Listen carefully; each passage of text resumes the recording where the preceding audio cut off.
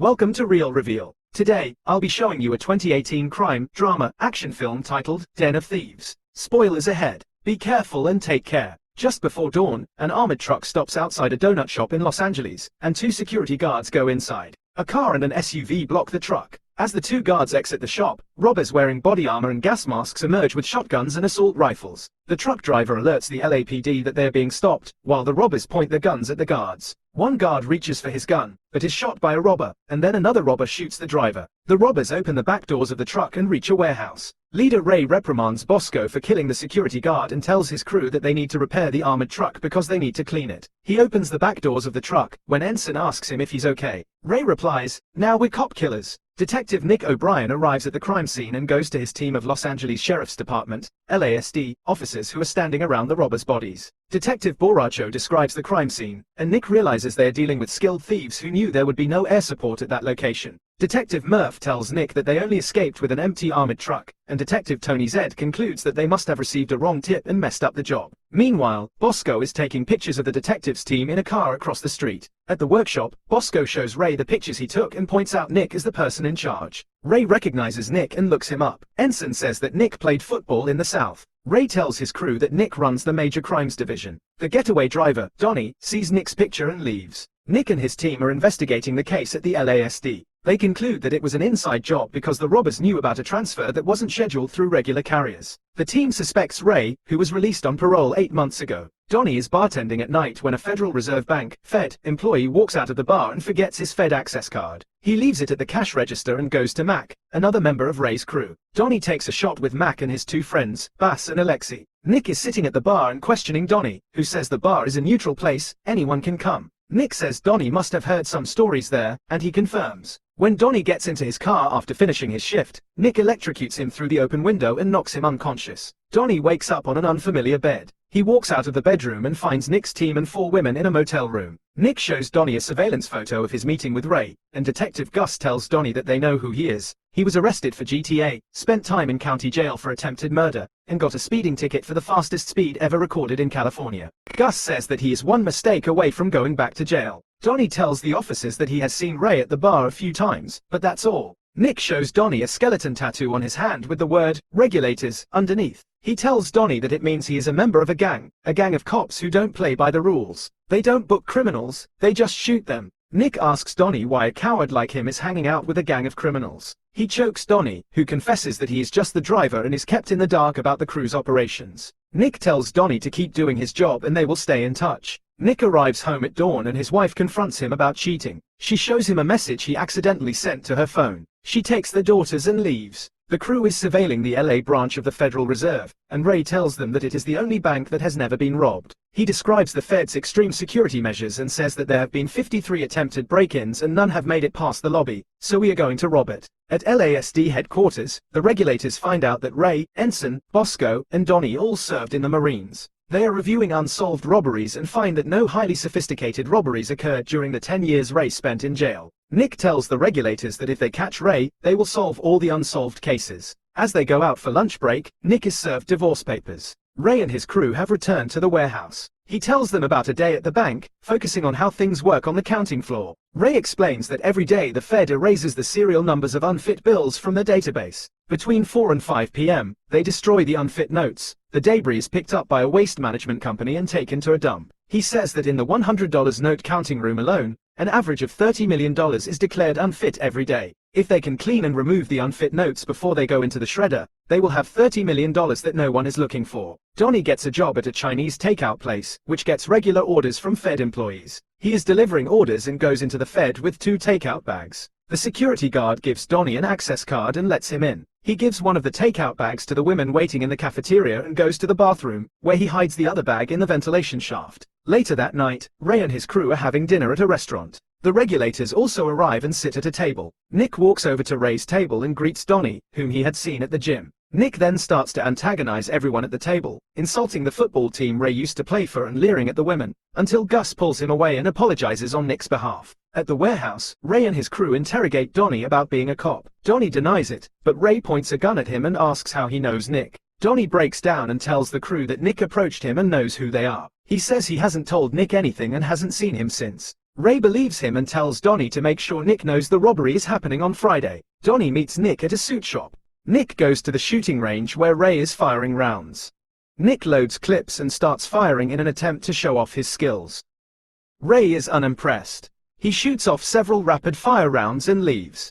Nick is annoyed when he checks Ray's target and sees that all his bullets hit center mass. Nick goes to a club where Ray's girlfriend works at and watches the show. She gets off the stage, walks over to him and whispers something in his ear, and they end up in her apartment. The next morning, when Ray walks in, she runs out of the living room and a shirtless Nick appears. They stare each other down and glance at the gun on the table. Nick motions with his eyes and gives Ray the go-ahead to grab it, but Ray grins and doesn't take the bait. Instead, he walks past Nick into the bedroom and closes the door. Nick gets into his car, calls one of his mates and tells him the location of Ray's next heist, that he got from Ray's GF. In the bathroom, she tells Ray that she did what he told her to. The heist day arrives and the regulators are surveilling the bank when a van stops in the parking lot. Ray and his crew get out, sporting bulletproof vests, face masks, and loaded assault rifles. They walk into the bank, shoot out the cameras, and yell at everyone to get down. The crew confiscates everyone's cell phones, fastens their hands with cable ties, and puts bags over their heads. Ray instructs the bank manager to phone 911 and tell the dispatchers to deliver $10 million in a helicopter loaded with fuel within an hour, or else they'll kill one hostage every hour until their demands are met. He says that no cops are allowed to approach the bank and that they'll kill a hostage if a negotiator contacts them. The LAPD and the FBI arrive at the scene, sirens blaring.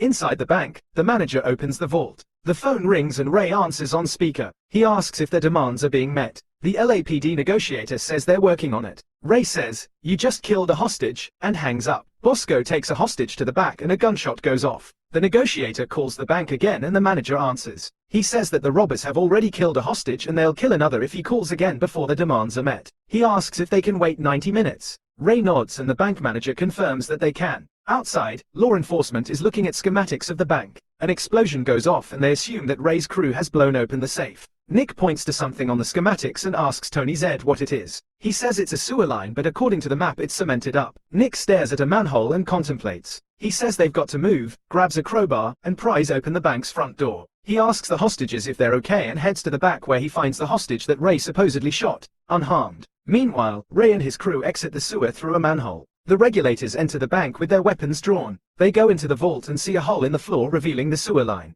Nick is already down in the sewer following them. Mac calls the Fed pretending to be from Alameda Security Company. He schedules a drop-off from Pico Rivera Savings for 2:45, which is 2 minutes away. Ray and Ensign are dressed as Alameda armed guards, driving the armored truck that they stole. It's been revamped to look like an Alameda truck. They pull up to a security gate at the Fed and show their IDs to the Federal Reserve officer on duty, who lets them through. They park the truck, pull 2 money tubs out of the rear, and roll them into the receiving area on the counting floor. The money counters roll the money tubs into the $100 bill counting room. Ray and Ensign go to the waiting room. Bosco is in the utility tunnel beneath the Fed. He receives radio confirmation from Ray that Donnie is inside the counting room. Bosco flips a switch on the power grid that sends the Fed into a brownout, turning off the banknote shredders as well as the camera and motion sensors in the $100 count room. A police security guard tells the counters to take a break because they have to shut down for a bit. After the counters and police security exit the counting floor, Ray signals Donnie over the radio that he's clear. Donnie is crammed inside a money tub, surrounded by stacks of $100 bills. He gets out and stacks the money back into the tub.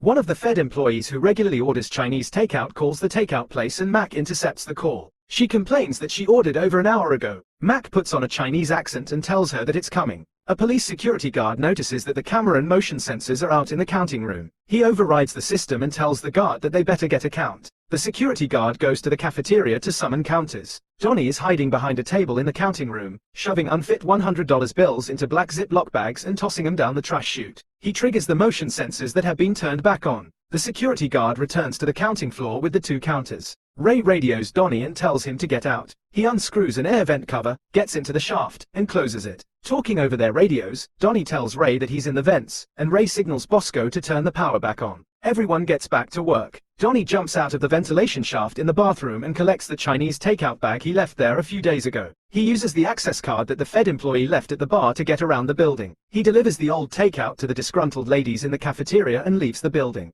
Alexi and Bass are both on refuse removal duty, driving separate removal trucks for the same company the Fed uses. They stop at an intersection and nod at each other. The counters in the $100 counting room confirm that the Alameda count is correct. They roll the empty tubs back to Ray and Ensign and buzz them out of the waiting room. In the basement at the Fed, Alexei picks up the garbage with the refuse removal truck that he's driving. Ray and Ensign drive away from the Fed building in the armored truck. Bosco is tailing a refuse removal truck and gives Ray his location. Ray catches up with the refuse truck and blocks it off in the front while Bosco blocks it off at the rear in a Suburban. Bosco runs up to the driver's door, points a gun at the driver, Bass, and orders him to get out. Bosco drives away in the refuse truck and the rest of the crew follow him to the dump site. Nick is speeding through LA looking for Ray's crew. He spots Donnie walking down the street and pulls over. Mac watches as Gus and Tony Zed force Donnie into Nick's truck. Nick and the boys beat him up and demand to know where Ray is, until Donnie gives up his location. Ray's crew is at the dump site when Ray gets a call from Mac who says that Donnie is burned. Mac says that he's still clean and asks Ray where to go, but Ray doesn't respond and hangs up. He tells Ensign that Donnie and Mac got burned and they drive away in the Suburban. Nick gets a visual on Ray and follows his Suburban onto a backed-up freeway. He radios the location to detectives Murph and Borracho.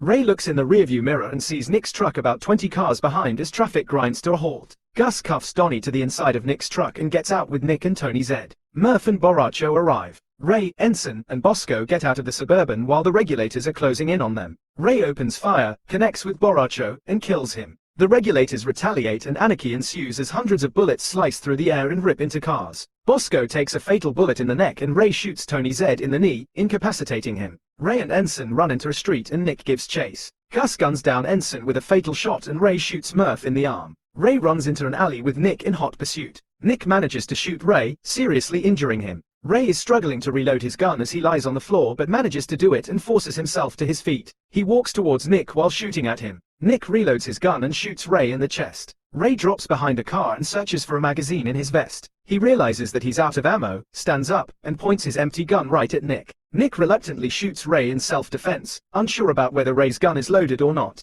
Nick goes back to his car and discovers that Donnie has escaped. He and Gus open the black bags in the Suburban and find that they're filled with shredded bills. Nick goes to the bar where Donnie worked and asks about his whereabouts. The owner says that Donnie quit 2 days ago. He sits down at the bar and notices 2 Fed employees walk in with access cards around their necks. He hones in on a photo of a football team on the wall and sees Donnie, Mac, Bass, and Alexei on the team. He walks out of the bar and looks straight at the Federal Reserve Bank. Nick realizes that Donnie was the mastermind all along. Meanwhile, Donnie is bartending at a bar in London and sporting a British accent. Mac, Bass, and Alexei are laughing at the bar. We see flashbacks of Donnie approaching Ray about the Fed heist and Donnie taking the money from the Ziploc bags, concealing it in tires, and shipping it to Panama. The end. Thank you for watching. Subscribe if you'd like to see more videos like this.